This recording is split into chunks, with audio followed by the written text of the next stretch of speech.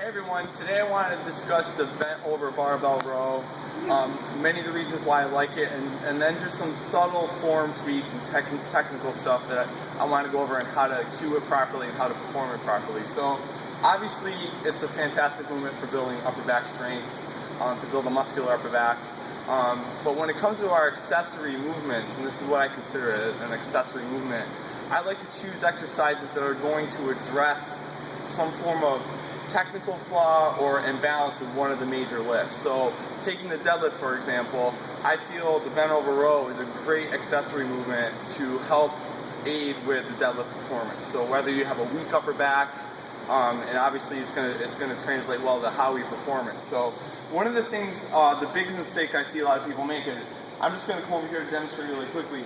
I don't like when someone unracks the barbell and then tries to do a Bentover Row that way. I just feel like there's this awkward carryover to the deadlift, and not that it's the wrong way, it's just my personal preference. I prefer to start from the floor.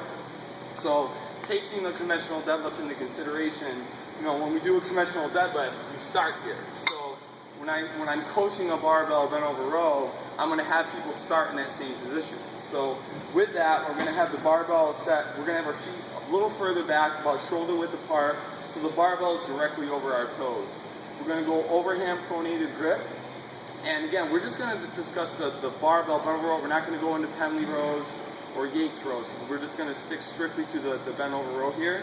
So we're going to bend over, making sure our hips are a little bit high, so we're loaded in the backside of the body, hamstrings, glutes, and we're maintaining a rigid upper back. So a good cue I like to tell people, same thing when I do the deadlift, is pretend like you're squeezing an orange in your armpit and you're trying to squeeze that orange and make orange juice. You're just going to get the lats engaged, you're going to keep the upper back a little bit stiffer. So we're going to go here, like so. We're going to start with the bar about an inch off the ground, so we're still nice and tight, and then we're going to roll right to our chest.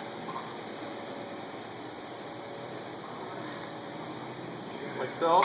So there's not a lot of herky-jerky motion here, and again, not that that's wrong. I think when we're trying to lift a boatload of weight and when people get a little bit more advanced in the movement, I'll give a little bit leeway as far as technique and being a little bit more upright and using a little bit more body English. But when I'm coaching an intermediate or even a beginner lifter, I'm going to have them stay as strict as possible. Start an inch off the ground. They're going to start and end right there. Keep that upper back stiffness. I don't want their head poking forward. Hi, Effie. We got a little cameo from Effie here. And then we're just going to barbell row up like so.